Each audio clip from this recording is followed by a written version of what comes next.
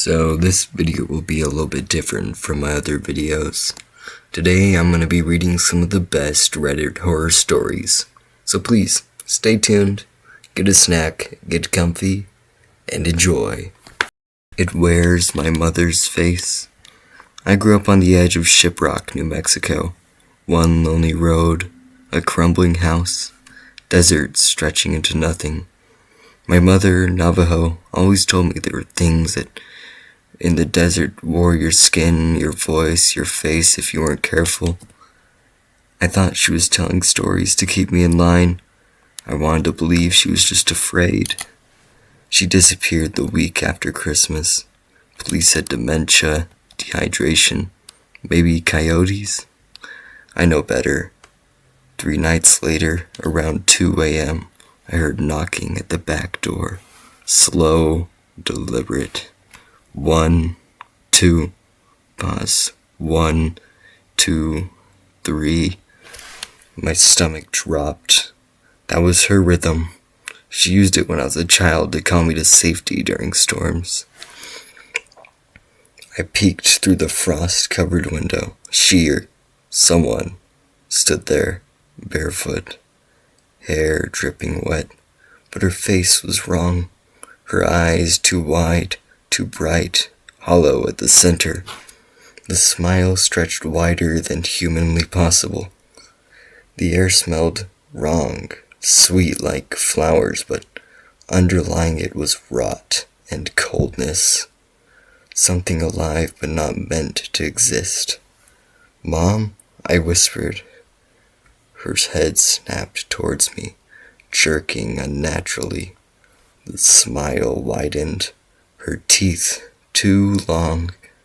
"I'm cold. Let me in." Her voice, it was hollow, distorted, not human. I backed away. She scratched the glass rhythmically. Deliberate, like carving a warning, she whispered something that I wouldn't understand, or only I would understand. "Don't make me knock twice." I ran, locked my bedroom door, and didn't sleep. Dawn didn't help. Outside the snow bore footprints, bare, human-shaped but wrong. Toes splayed outwards, reversed. No blood, no track marks, just wrong. 2 days later, I found her wedding ring hammered into the barn door. The sheriff smiled politely. "Coyotes," he said. "Strange," he said. That night, I burned the house down. Fire swallowed wood, memories, everything. I thought it would end. It didn't. Years later, I returned. I shouldn't have. The charred skeleton of the house stood against the horizon, wind whistling through burned beams like voices. The barn sagged as if it listened. The smell hit me first. Ash, smoke, and that cold, sweet rot beneath perception. I walked the property. My footprints were the only ones in the sand until I reached the well. Around it, wet, bare, footprints circled deliberately wrong. Leaning over the well, flashlight trembling, I saw it. Pale, folded against the stone, pressed like it was squeezed through reality. It wore her face, hollow, stretched, wrong. Something had learned her and failed. Then I heard knocking, not at a door, not a window, everywhere. Metal, stone, sand. 1, 2, pause. 1, 2, 3. I spun. My own face. Same scar from falling off a bike at 10. Same clothes. Smile too wide. Eyes unblinking. Studying. I spoke in my mother's voice. "You came back." I ran, drove until the gas light glowed red. until the town lights appeared, but it didn't stop. At night, my own voice whispered from under the motel floorboards, "Don't make me knock twice." It started small, but at first, I heard whispers in my own voice when I was alone. Then I noticed subtle things. My reflection hesitating in the mirror, movements in the corner of my eyes. I didn't make. My friends said I was acting strange, forgetful, paranoid. I thought they were joking. One night I woke up to a scratching at the bedroom door. Slow, rhythmic. 1, 2, pause. 1, 2, 3. I called my name, my own voice. But the scratching paused, then a whisper, "I know you." I don't know how long I stayed in that room. Days, weeks, time became meaningless. I started hearing the knocking everywhere, in the walls, under the floor, behind me, on empty roads, and sometimes it whispered things only I would know. Memories, secrets, the private thoughts I hadn't spoken aloud. I began to lose track of reality. I would see myself outside, walking, watching, smiling. When I didn't, mirrors were unbearable. My reflection sometimes lagged behind me, sometimes moved on its own. Once I woke up in the desert, far from my motel. My voice called me toward the charred house. I can't trust myself. I can't trust anyone.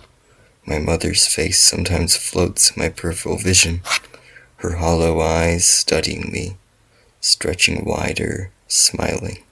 And when I close my eyes, I see my own face, stretched and wrong, smiling back at me. Last night I woke up to knocking beneath the bed, slow, patient. 1, 2, pause. 1, 2, 3. I whispered back, only to hear the answer and echo inside my own head. Don't make me knock twice. I don't know who I am anymore. I don't know what is me. I don't know how long I have before that thing I'm hearing is wearing my face, learns it perfectly.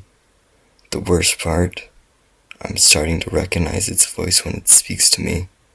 I start to answer automatically, politely, even affectionately. It's patient, it's learning, and I know that soon it will be indistinguishable from me, and maybe it already is. I took something from the forest. Now it wants to take something from me. I thought it wasn't a big deal. My son is on a rock collecting kick. Well, collecting is being generous. He's just digging up the most random, boring, uninteresting rocks and putting them in a box. I've offered to buy him a collection of gemstones or whatever, but apparently the act of digging them up is the whole point. Our backyard looks worse than when our dog Sadie dug up everything that one summer. Holes everywhere. Well, today Ben wanted to bring his shovel to the local state park and dig up some. I wasn't sure if it was legal to take rocks from a state park, but we were taking anything of value, you know. It's not like we were taking gold or digging up fossils. We were just stealing average, completely uninteresting rocks. We hiked about a half a mile on the main trail and spent half an hour filling up his backpack with rocks. It was good for us to exercise, to be out there in the fresh air. As we started for the parking lot, however, I had a weird feeling. Maybe it was just a heavy backpack digging its straps into my shoulder, but it felt like a weight pressing down on me, or random anxiety out of nowhere. It's difficult to describe. It didn't feel like a panic attack, or impending doom, or being watched. It felt like a cross between the three, like Something was just wrong. Like the natural order of things was disturbed. A disturbance in the force, if you will. But that was ridiculous. It would be bad, ecologically, to take a dump truck, loads of soil from the forest, to use it in your garden, or to cut down a bunch of trees. But to take a small backpack of rocks on a 100+ acre state park, how bad could that be, really? Depends on who you ask. I thought as we hiked uphill to the grubs and the microbes who lived under that rock, very bad. To the rest of the forest, unnoticeable. I followed Ben's little form up the hill, panting now, the trees stretched up around me. I turned back to see the empty forest, the babbling brook, the trail winding up behind a hill. It just felt wrong, like I was bringing bad luck on us or something. I shook the thought out of my mind. We made it to the car and I hauled the backpack inside, then drove us out of the parking lot. In the middle of the road stood a deer. It stared at us with dark eyes, unmoving. The road was narrow, so I couldn't go around it without risking hitting it. I pressed the horn for a second, letting out the tiniest beep to startle it. An ear twitched. I've never been up to a deer this close before. Ben shouted from the back seat, "Wow!" It looked like it was silently judging me. I lay on the horn harder. The deer finally moved, and slowly made its way across the road. We woke up sick the next day.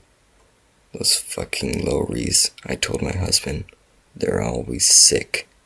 The kids had a play date 2 days ago. No doubt that's where we picked it up. Ben stayed home from school. We set up cartoons in the family room. Lots of blankets. I brought my laptop over to try and get some work done, even though I was feeling pretty bad myself. My husband left for work. Colds for me always start with a sore throat, but this one felt different. I was getting chills. My eyes were watery. I was stuffed up, and every so often I'd get a wave of nausea. "How are you feeling today, buddy?" I asked, nauseous, tired. He nodded, looking pretty bad. A few minutes later, one of the nausea waves hit. I started for the bathroom, then redirected as I realized I wasn't going to make it. I vomited into the sink. That awful projectile type when your entire body is convulsing and you can't do anything to stop it. More and more vomit. Tears ran down my cheeks. Then as I was coughing, I felt something strange coming from my throat. Something solid, like I'd swallowed a stone. Before I could fully process it, my body convulsed, and the thing shot out of my mouth. It looked like some sort of vegetative matter sitting in the bottom of the sink. The convulsions stopped. I grabbed a paper towel and wetted it, wiping my face. As I reached out and poked the mass, it stuck together like it hadn't been digested at all. I flipped it over and it was dark brown on the bottom. An earthly smell like soil after rain mixed with an acrid smell of vomit. What the hell? Last night I'd had a salad. I had half a bagel today before the nausea started. Neither of those could really describe what I saw in the sink, unless somehow I hadn't digested the salad well. But it wouldn't have looked like lettuce. This looked like moss. I rinsed it down, drank some water, and went back out to Ben. He looked like he was about to fall asleep. Feeling a little better, I sat down at the laptop and tried to get some work done. In the hazy gray of pre-dawn, a deer stood in our backyard. It was a buck, stately antlers attached to its head, piercing the mist. Don't deers only have antlers in the fall? I thought, vaguely, still half asleep. Ben had woken up and I'd measured out some kid's Advil for him. Now he was settling back asleep and I had nothing to do but look out the window. I didn't want to use my phone and let the blue light wake me up. I watched as the deer stood there, motionless. Only had deer in our backyard a few times before. I knew they were crepuscular, active at dawn and dusk, so I guess this guy was looking for breakfast or something. But then he moved, and I realized just how wrong it was. He started walking towards us, the woods, but everything about his movements were wrong. It almost reminded me of a bipedal creature, forced to walk on all fours, his rump higher than his shoulders, his back legs too long, bent too much, awkwardly hobbling towards the woods. I ran over to the window, but it was still too dark out. The deer slowly ambled into the woods, spindly, long legs, bending weirdly. My stomach turned. Nothing about this looked right. Then he disappeared. It took me a long time to fall asleep after that. How are you feeling? Terrible, I told my husband, drinking some hot tea. The sore throat had now kicked in, and it felt like I could barely swallow. Ben actually seemed to be doing a lot better than me today. He was able to make it out of bed and was sitting up on the rug playing with his cars. Ben seems better. I know that. Thank God for that. I guess it makes sense you feel worse, he said, gesturing to me. How's the nausea? A little better. And I told him about the deer, but it was hard to describe how weird it looked through words. The dread I felt in my stomach while I watched it. It was probably injured and limping or something, he replied. Or maybe it had what is chronic wasting disease, where the deers look like zombies. I guess that made sense, but by midday I was vomiting again. This time, something slimy and long dribbled out my mouth. I pulled at it to find some long yellow fiber, like a strand of long grass. The seed head was broken and black fungus bloomed over it. It was time to call a doctor. Do you have any history of pica? Pica. Eating non-food items like grass you described in your vomit. I shook my head. Do you sleepwalk? Not that I know of. Normally I wouldn't be concerned, but given your condition, he trailed off with a half smile. I'll get in touch with your doctor. He continued asking me questions, but nothing was really leading anywhere. I brought the piece of grass with me in a baggie, and he looked at it. Food contamination, pica while sleepwalking, random things brought up that I knew weren't right. Something terrible was going on, and it had to do with those fucking rocks. The deer, the vomiting. We had taken something from the forest, and it was retaliating. I wasn't a superstitious person. Maybe it was my sleep deprivation and how awful I was feeling and my current brain fog, but I became obsessed with the thought that it was those rocks doing this. We'd upset the natural balance. We'd anchored something. They were worthless to us, but valuable to the forest. After Ben fell asleep, I bagged up all the rocks and drove to the edge of the woods. My husband offered to come with me, but I refused, saying I was just getting some milk at the Quick Mart. I didn't want him to think I was crazy. I hauled the rocks into the car and drove to the state park. The main entrance was closed for the night, of course, but the forest extended right to the edge of the road. I pulled over on the shoulder and hauled the bags out of the car, Dropping it on the curb, I zipped the bag open and one by one began hurling the rocks into the woods. There were 7 in total. One, I heard the rock soaring through the air, breaking branches with it. Snap, snap, snap. Then a thwack as it landed on the ground. 2, this big heavy one, but I was able to lift it a few feet off the ground and sort of toss it a few, maybe, feet beyond the tree line. It made a heavy clunk sound as it presumably collided with another rock on the ground. 3, this one was small and it gave wicked pitch through the air. Snap, snap, snap. Then nothing. I stood there confused. It shouldn't have met the ground that soon unless it hit something. Zip. Something sailed past my ear. Pack. The rock I'd thrown a minute ago whizzed past my ear. Hit something. It hit the side of my car and dropped to the ground. I stared at it, my heart pounding. Someone's out there. Oh no, no. Snapping branches growling louder and louder. I drove back into the car and slammed the door shut. The engine revved and I pulled away from the curb, leaving the backpack full of rocks where I sat. I swerved onto the road.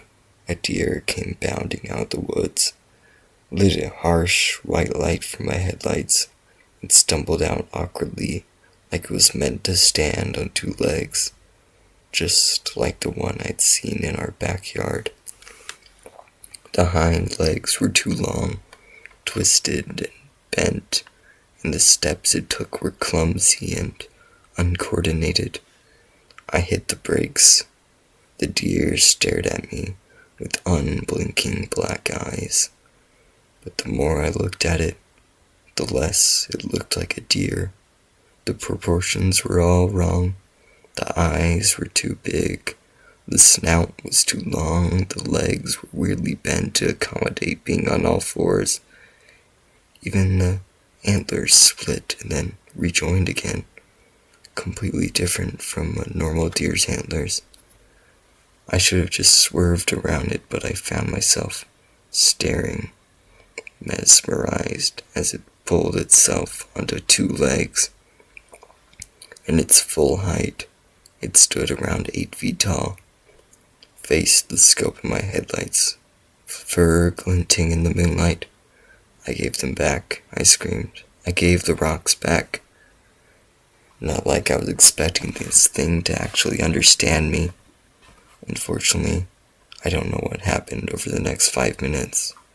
I was staring at it, and then I was speeding home through the darkness. I don't remember swerving around the deer. I don't remember it tried to attack me.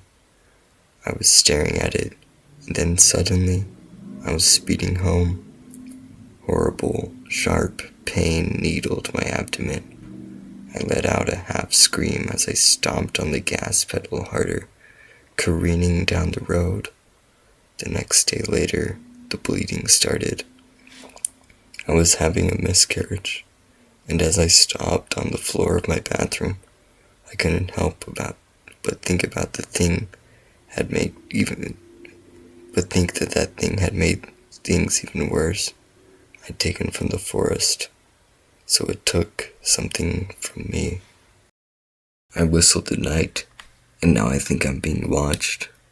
This happened 4 days ago, and I don't think I'll ever forget it. I'm never coming back to the village again. I was staying with my grandma in a small Japanese village.